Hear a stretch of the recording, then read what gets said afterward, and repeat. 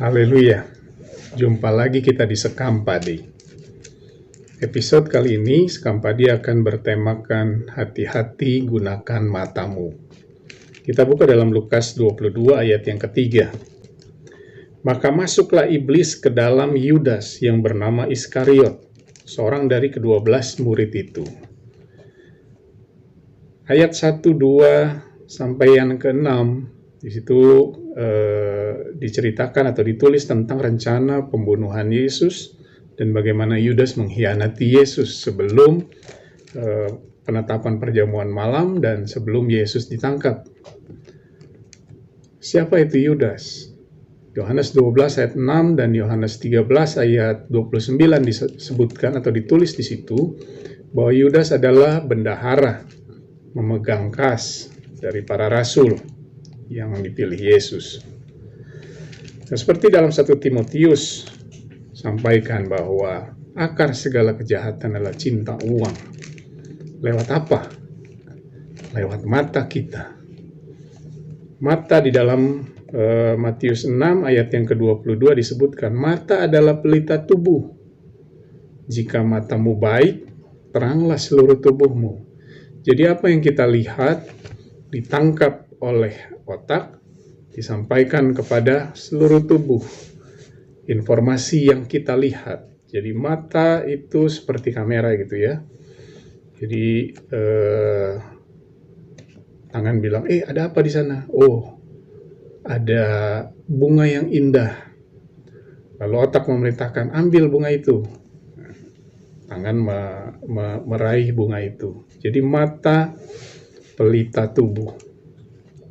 Apa yang kita lihat itu akan mempengaruhi pikiran dan hati kita.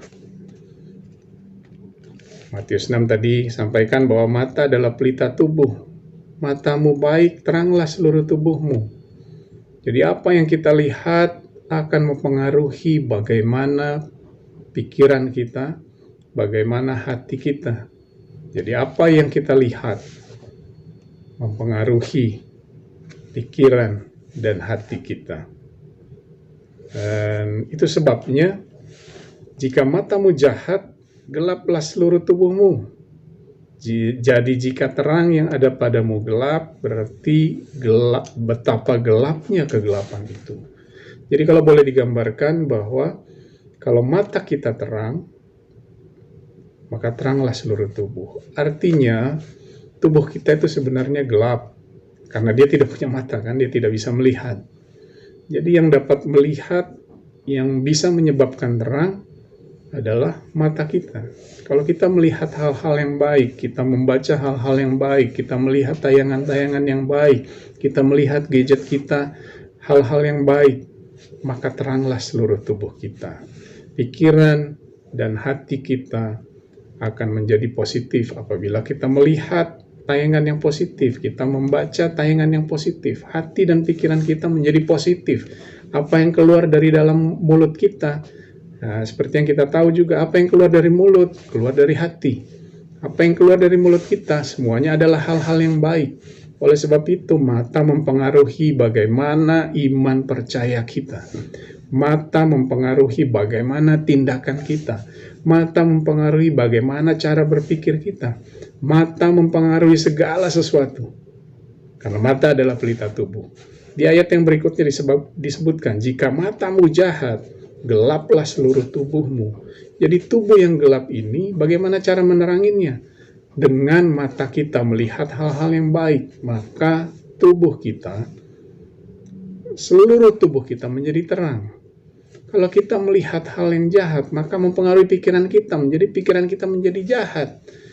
Hati kita menjadi jahat. Kalau kita melihat hal-hal yang tidak baik, pikiran kita menjadi tidak baik, hati kita menjadi tidak baik. Beberapa puluh tahun yang lalu saya pernah masuk ke dalam satu komunitas MLM. Di MLM itu para anggotanya bahkan secara tegas disampaikan di situ bahwa kalau boleh jangan baca koran deh. Karena hal-hal yang disampaikan di koran adalah hal yang negatif. Itu akan membuat pikiran kita jadi negatif, hati kita jadi negatif, memandang segala sesuatu dengan negatif. Kalau bisa jangan baca koran, jangan melihat berita-berita, baca saja buku-buku pengembangan diri yang semuanya positif. Supaya apa? Supaya pikiran kita positif, supaya hati kita positif, supaya apa yang kita katakan semuanya hal-hal yang positif. Karena mata kita. Oleh sebab itu, apabila kita melihat hal-hal yang jahat, kalau kita membaca sesuatu yang tidak baik, maka itu akan mempengaruhi pikiran kita, itu akan mempengaruhi hati kita, dan pada gilirannya itu akan mempengaruhi iman kita kepada Tuhan. Itu akan membuat iman kita goyah. Matius 5 ayat 14, kamu adalah terang dunia, kota yang terletak di atas gunung tidak mungkin tersembunyi. Matius 6 tadi ayat 22 katakan, jika matamu baik, teranglah seluruh tubuhmu. Jadi kalau kita terang, maka kita akan jadi terang dunia. Kalau mata kita melihat hal-hal yang tidak baik, ayat 23 yang berlaku, maka gelaplah seluruh tubuhmu. Jadi jika ada terang yang ada padamu, mata kita ini harusnya menjadi penerang pada tubuh kita. Jika mata kita gelap, ya kan, makanya ada istilah mata gelap. Mata kita gelap, maka betapa gelapnya kegelapan itu. Betapa gelapnya kehidupan kita. Mata itu bagian penting bagi pertumbuhan iman kita. Oleh sebab itu, Bapak Ibu Saudara, mari gunakan matamu sebaik-baiknya. Hati-hati gunakan matamu. Apabila ada hal-hal yang tidak baik di hadapan kita, cepat lari. Sama seperti Yusuf, lari. Diperhadapkan dengan hal-hal yang tidak baik, mata kita lari segera. Supaya apa? Supaya mata hati kita terang, supaya pikiran dan hati kita baik, supaya tubuh kita terang, dan pada gilirannya kita menjadi terang dunia sesuai dengan Matius 5 ayat 14 itu sampaikan. Jadi jika hidup kita mau menjadi baik, jika pikiran kita mau menjadi baik, jika kata-kata kita mau menjadi baik, jika tingkah laku kita mau menjadi baik, bawalah pelita tubuhmu, yaitu mata kita, melihat hal-hal yang baik.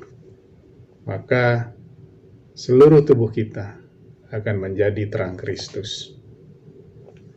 Puji nama Tuhan, Tuhan Yesus memberkati kita semua. Haleluya.